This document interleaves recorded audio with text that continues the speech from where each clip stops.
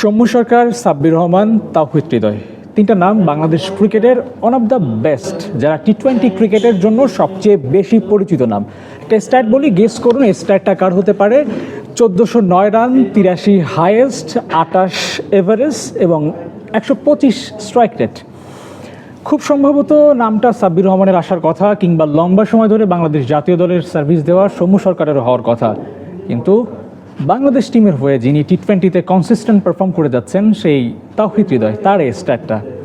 হঠাৎ করে তাওহিদ হৃদয়ের এই স্ট্যাটটা কেন বললাম, তার পেছনে একটু ব্যাখ্যা দেওয়া যাক। কেননা সদ্য শেষ হয়েছে এলপিএল, যেখানে তাওহিদ হৃদয়ের দল জাফনা কিংস রানার্স আপ হয়েছে। টাইটেলটা জিততে পারেননি হৃদয়, এবং সেই ম্যাচটাতে অর্থাৎ ফাইনালেও তিনি কিন্তু খুব ভালো করতে পারেননি। তবুও এই হৃদয়কে নিয়ে আসলে আলোচনা করার জায়গাটা কোথায়? তাওহিদ হৃদয় এমন একজন প্লেয়ার কিংবা এমন একজন কাস্টমার যাকে নিয়ে আপনি আলোচনা করতে বাধ্য হবেন, কেননা তার যে রান করার অ্যাবিলিটি এবং সেটা যে কনসিস্টেন্ট, তিনি যেভাবে ধারাবাহিকভাবে রান করে যাচ্ছেন, সেটা তাকে নিয়ে বারবার আলোচনা করতে বাধ্য করে। যদি আমি এই মুহূর্তে দাঁড়িয়ে বলি যে তাওহিদ হৃদয় নেক্সট আইপিএলে খেলতে পারেন বা নেক্সট নিলামের পরে তিনি আইপিএলে খেলতে পারেন, সেটা কি খুব বেশি বাড়িয়ে বলা হবে? হয়তো শুরুর দিকে আপনি চিন্তা করতে পারেন যে তিনি বিপিএল খেলেন, হয়তো বা লঙ্কা প্রিমিয়ার লিগও খেলেছেন, কিন্তু আইপিএল এটা একটু বাড়িয়ে বলা কিনা। কিন্তু না, তাওহিদ হৃদয় হচ্ছেন এমন একজন প্লেয়ার যিনি তার কনফিডেন্ট লেভেলটা অনেক উপরে নিয়ে গেছেন। যদি আমি এলপিএলের কথাই বলি, যেখানে 5 ইনিংস ব্যাট করেছেন, এমন কোনো ব্যাটারের মধ্যে হাইয়েস্ট, আবারও বলছি হাইয়েস্ট রান তাওহিদ হৃদয়ের। 5 ইনিংস ব্যাট করে 151 রান করেছেন, প্রায় 200 কাছাকাছি স্ট্রাইক রেট। সেই জায়গায় হৃদয়ের এই পারফরমেন্সটাকে নিয়ে আপনি আশা দেখতে পারেন তিনি আইপিএলও খেলতে পারেন। আইপিএলে বাংলাদেশের ব্যাটারদের খুব ভালো স্মৃতি নেই। আমরা যদি রিসেন্ট পাস্টে লিটন কুমার দাসের কথাও যদি বলি, যে লিটন কলকাতা নাইট রাইডার্সের হয়ে খেলেছিলেন, কিন্তু সেই জায়গায় তিনি খুব ভালো করতে পারেননি। একটা 4 খুব সম্ভবত, ইফ আই নট মেকিং রং, যে তিনি 4 রান করেছিলেন, একটা বাউন্ডারি হাঁকানোর পর তিনি আউট হয়ে গিয়েছিলেন। সেই জায়গায় তাওহিদ হৃদয়ের একটা ভালো সম্ভাবনা আছে। তবে তার এক্সপেক্টরগুলো নিয়ে একটু যদি বলি, তাহলে বোধহয় বলতে হয় যে 65টা ম্যাচ খেলেছেন, সেখানে তিনি 10 বার নট আউট ছিলেন। অর্থাৎ ইনিংসটা ক্যারি করা এবং সেই জায়গা থেকে রান বের করার যে কাজটা, সেটা তাওহিদ হৃদয় করতে পারে, যেটা কিনা আইপিএলে অনেক বেশি গুরুত্বপূর্ণ। আইপিএল আমরা জানি যে অনেক এক্সাইটিং একটা ম্যাচ হয়, হাই ভোল্টেজ ম্যাচ হয় বলতে গেলে। প্রত্যেকটা ম্যাচে একটা টানটান উত্তেজনা থাকে, সেখানে কখনো আপনাকে গেম ক্যারি করতে হবে, কখনো আবার এক্সট্রালেট করতে হবে। সেই জায়গায় তাওহিদ হৃদয় একটা ভালো কাস্টমার হতে পারে, যেটা তিনি নিজেকে বিভিন্ন সময় প্রুভ করে দেখেছেন।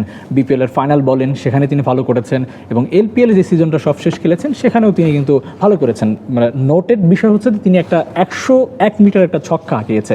সাধারণত কি হয় যে বাংলাদেশের ক্রিকেটারদের বা বাংলাদেশের ব্যাটারদের নিয়ে খুব আলোচনা হয়, তারা ছক্কা হাঁকাতে জানেন না বা ওই টাইমিংটা সেই অর্থে তাদের হয় না। কিন্তু তাওহিদ হৃদয় এই জায়গাটায় আসলে শেকলটা ভেঙেছে, শেকলটা ব্রেক করেছেন। তিনি নিজেকে এমন একটা পর্যায়ে নিয়ে যাচ্ছেন, ডে বাই ডে। এখনই চলে গেছেন সেটা আমি হয়তো বলতে চাইবো না, কিন্তু তিনি নিজেকে যে জায়গায় নিয়ে যাচ্ছেন, সেটা তাকে হয়তো বা আইপিএলের দোরগোড়ায় নিয়ে যাবে। সবশেষ টি-20 বিশ্বকাপ যেটা ভারতের মাটিতে হয়েছে, বাংলাদেশের খেলার কথা ছিল, কিন্তু বিভিন্ন কারণে সেটা খেলা হয়নি। তো সেই জায়গায় হৃদয় যদি ইন্ডিয়ার মাটিতে টি-20 ম্যাচ খেলতে পারতেন, তার যে ক্লাস সেটা যদি তিনি শো করতে পারতেন, তাহলে হয়তো বা আইপিএলে খুব দ্রুত একটা ডাক পাওয়ার সম্ভাবনা তার ছিল। কিন্তু এখন যেহেতু টি-20তে ভারত তো সবসময় বেস্ট, সেই যদি আমরা বলি যে আইপিএলের যে প্লেয়ারগুলো খেলে, তারা তো ঘুরে ফিরে সেই ইন্ডিয়ান টিম থেকেই খেলে। সেই জায়গায় যদি হৃদয় তাদেরকে ফেস করে একটা ভালো রান তিনি যদি করতে পারতেন, বা ভালো একটা স্মৃতি বা ভালো একটা মোমেন্টাম যদি তিনি টি-20 বিশ্বকাপে ক্যারি করতে পারতেন, তাহলে হয়তো বা তাকে নিয়ে আইপিএলের দলগুলোর খুব বেশি চিন্তা করার কথা ছিল। কিন্তু যেহেতু তিনি টি-20 বিশ্বকাপটা খেলতে পারেননি, তাই তার জন্য নিজেকে প্রুভ করা কঠিন। তবে এখন যেভাবে ফ্রাঞ্চাইজি ক্রিকেটের দুনিয়ায় প্রবেশ করেছে, সেক্ষেত্রে হৃদয়ের জন্য অনেক বেশি লিগ খেলার সুযোগ আছে। তিনি সেই লিগগুলো খেলে নিজেকে যদি আবারও প্রুভ করতে পারেন, হয়তোবা নেক্সট আইপিএলের যে নিলাম, মেগা অকশন হবে বা নিলাম যেটাই বলেন, সেই জায়গায় তিনি নিজের জায়গাটা তিনি করে নিতে পারেন। হৃদয় বাংলাদেশ টিমে যেভাবে খেলে যাচ্ছেন, সেটা অনেক বেশি এক্সাইটিং এবং বিষয়। এই জন্য বললাম যে তিনি হয়তোবা আর কয়েকটা ম্যাচ খেললেই হয়তোবা তিনি সৌম্য সরকারকে তিনি পার করে যাবেন। সৌম্যকে যদি তিনি পার করে যান, তাহলে অ্যাক্টিভ ক্রিকেটারদের মধ্যে সবচেয়ে বেশি টি-20 রান তিনি করবেন। প্রথমে আছেন লিটন দাস, সাকিব আল হাসানকে এই সাইড করে রাখতে হচ্ছে, কেননা টি-20তে তিনি খেলবেন কিনা, বা হয়তোবা আমরা জানি যে তার টি-20 অধ্যায়টাও শেষ। তিনি একবার বলেছিলেন কানপুর টেস্টের পর যে আমার এটাই হয়তোবা আমি টি-20টা শেষ করে এসেছি। তো সেই জায়গায় আমরা বলবো যে লিটন দাসের পর সৌম্য সরকার, তারপরে তাওহিদ হৃদয়। যদি সৌম্যকে তিনি পাস করতে পারেন, তাহলে আমার কাছে মনে হয় যে তিনি লিটন যেভাবে খেলছেন, লিটনকে হয়তো বা ধরাছোঁয়ার বাইরেই চলে গেছেন, লিটন ম্যাচ বেশি খেলেছেন এবং টি-20 টিমের ক্যাপ্টেন তিনি, সব কিছু মিলেই লিটনকে হয়তো বা ধরাটা হৃদয়ের জন্য সহজ হবে না, কিন্তু সৌম্যকে ক্রস করাটা তার জন্য খুবই সহজ। সেই মাইলস্টোনটা তো তিনি অর্জন করবেন, সেই শুভকামনা আমরা তাকে জানাতে পারি। তবে যেহেতু আইপিএল ইস্যুটা আসছে, দেখা যাক এই হৃদয়ে আইপিএলের মেগা অকশনে নিজের নামটা সেই অর্থে জায়গা করে নিতে পারেন কিনা। আবু নাইম, ৭১।